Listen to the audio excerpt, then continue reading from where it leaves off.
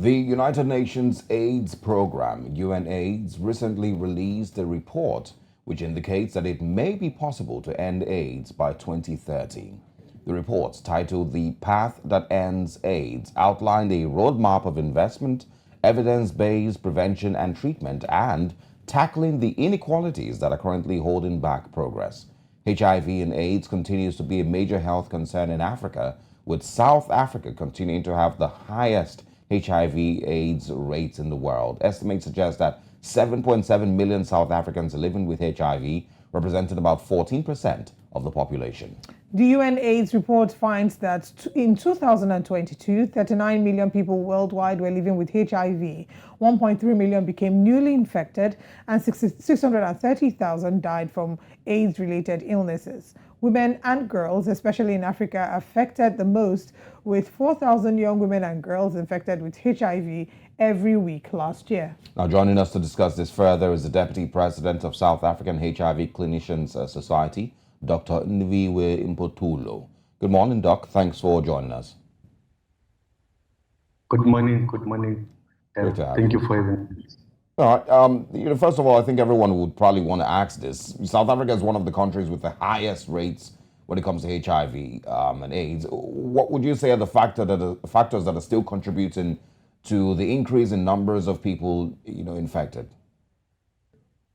I think just to give a little bit of background is that I think the HIV/AIDS epidemic became very worse in the mid-90s up to the year 2000. But if you look at it in the case of South Africa, you look at the legacy of South Africa of apartheid, especially the migrant labor system. I think that was a major contributing cause then in the 90s, because you had most people from rural areas go to work in the cities, leaving their wives in rural areas and getting HIV in the cities and then infecting their wives. So that was a problem in the 90s.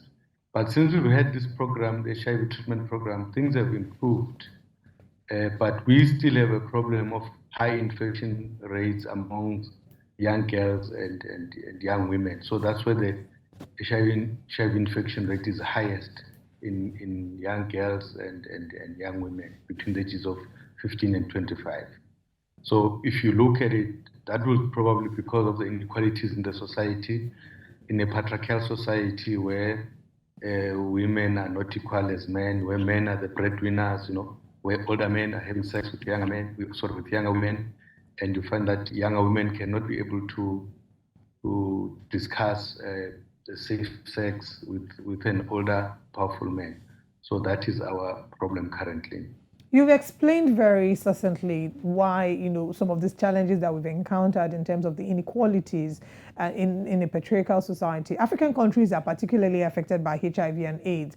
And one would wonder why, after these many years, by now we probably don't even have a cure to HIV. Now, this report here notes that ending HIV is a political and financial choice.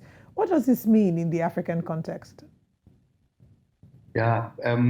The report, as you say, the report makes it clear that for us to end AIDS, you need, first thing you need is political leadership, a leadership that believes in science, leadership that believes in evidence-based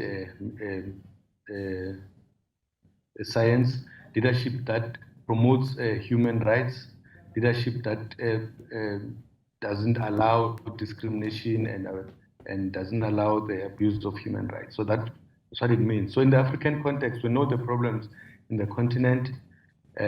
We have political instability, we have got poverty. So amongst all, as the leaders are fighting, there's coups, there's wars, and then there's HIV/AIDS, there's malaria, there's different health system.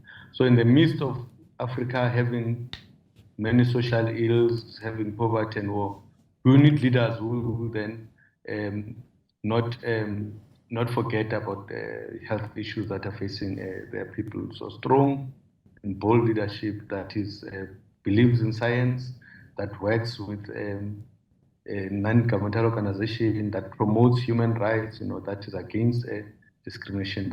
I think that is what is meant by bold leadership. Well, I like the part where you said, leadership that believes in science.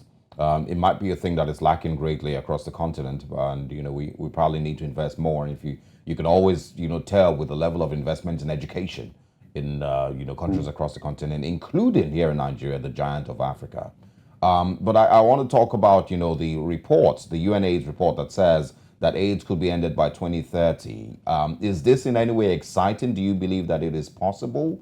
And of course, what are some of the things that you think might be challenges to hinder the process or hinder ending HIV by 2030? There's also people who say that HIV really could be ended if the West and the scientists in outside Africa are serious enough about it, and want to actually end it. They will actually end it.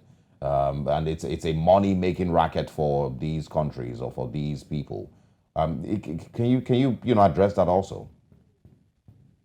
Okay, thank you for that question. I think for us to speak and dissect this report that has been released recently by UNAIDS, we first need to go back and see where we come from. Remember, 20 years ago, globally, AIDS was a pandemic that seemed unstoppable. We had millions of new infections per year. I think it was 2.5 million infections per year.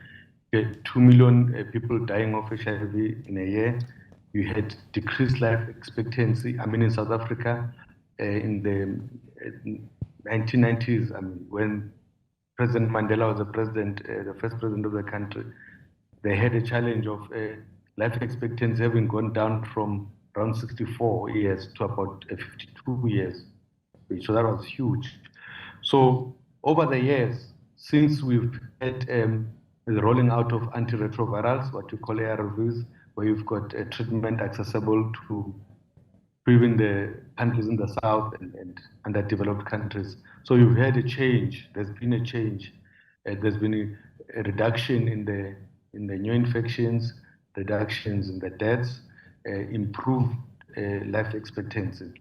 So what happened then? The United Nations, I think, through the UN Assembly, General Assembly in 2016, the leaders across the world came together and I think part of the third sustainable development goal sat down and said, we have a target of ending HIV/AIDS by 2030. So what did they mean by that?